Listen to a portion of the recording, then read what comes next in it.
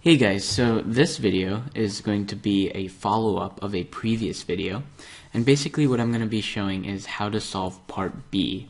So I posted a video before and the challenge part was part B, and I gave you guys the answer, but here's the solution to it. So the first thing we're going to do is I drew up the figure that we had, right? So we had this block, so some block right there, and it was going to go up this frictionless track. So that's kind of important, the fact that it's frictionless, because then you know that there's going to be no force due to friction. Now, part A of this problem basically had you guys determine what the speed is up at this point, right? So we already did half of the problem, and the answer to part A was radical 5 meters per second, which I showed previously. Now, part B is asking what's the speed down here, right?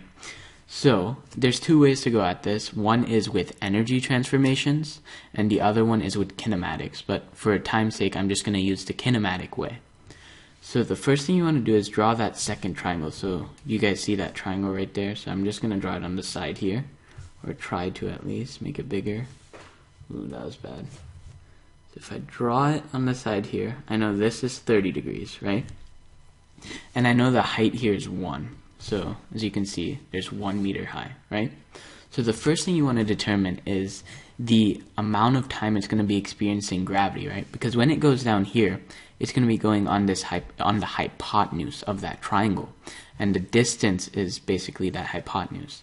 So what I'm going to do is I'm going to take this 30 degrees, right? So I'm going to have sine of 30 degrees is going to equal, so opposite over hypotenuse, so 1 over that distance. So I'm going to call this hypotenuse distance d, right, over d. Or actually, here, to make it easier, I'm going to call it delta x.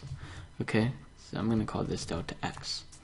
So we know that sine of 30 degrees, so I mean just refer to the unit circle for this one, but that equals 1/2, right? And we has to equal 1 over delta x.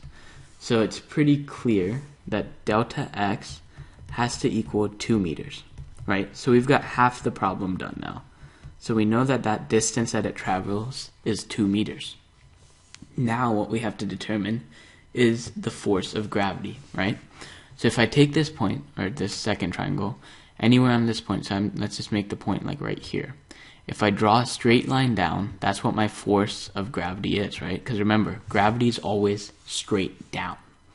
But what I'm going to do is I'm going to tilt my axis. So instead of my axis being like this, I'm going to tilt it so it's like that. And remember, we can do that, right? So it's going to go down like that.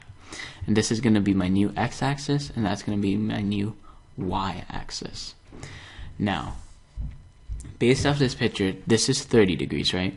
I know, okay, well, that force of gravity is pretty crooked, but it's going to come down here, and it's going to make a 90-degree angle, right?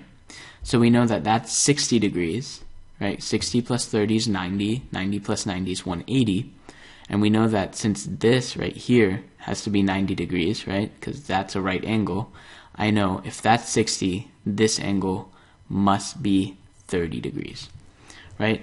So let me just make that triangle to clarify for you guys. It looks something like that, and that's going to be 30 degrees, and that's going to be my 10 straight down due to gravity. Right? Now what I'm going to solve for is my force of gravity in the x direction, right?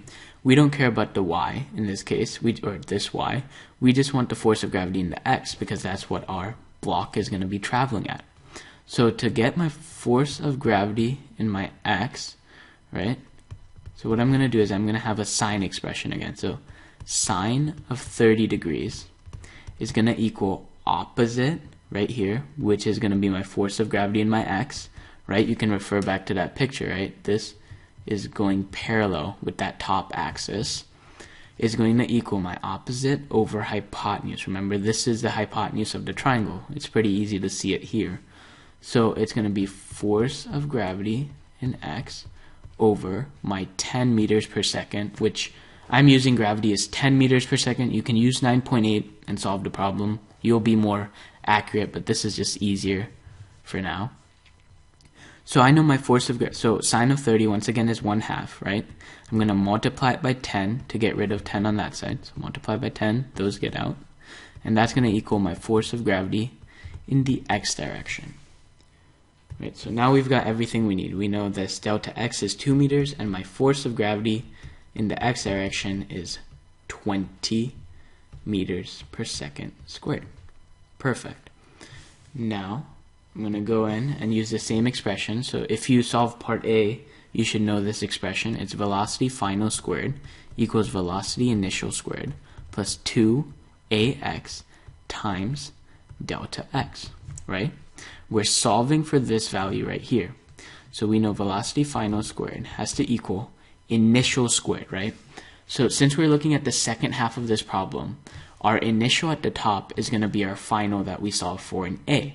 So it's going to be radical 5 squared, which is just 5, plus 2 times acceleration in the x, right? The only acceleration in the x direction is going to be from gravity right here. So it's 2 times 20, which is 40.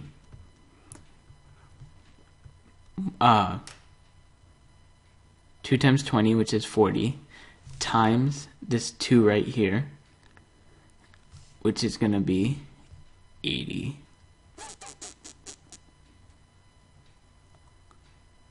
Oops, wait 1 second. So, oops, if you guys caught my error, I have 10 divided by 2. For some reason I said that was 20 when it's actually 5, right? So, sorry for the miscommunication, but remember my force of gravity is actually 5. You know, if you caught that, kudos. You guys did. You guys probably caught that. So, velocity final squared. Let me go ahead and erase this. Hopefully you guys saw where I made that mistake, but 5, right? Now 2 times the acceleration, which was 5, so 10 times my delta x, which was 2, right? So this half is going to be 20, plus 5 is going to be 25. So my velocity final squared is going to equal 25. Now, if I square root both sides, right? My velocity final is going to equal square root of 25, which is just 5 meters per second. And that's your answer to part B. Right? So maybe if you were getting radical 10 meters per second, which I mean some of my viewers were, I think maybe where the error occurred was this calculation for the acceleration due to gravity. Maybe you guys used a cosine of 30.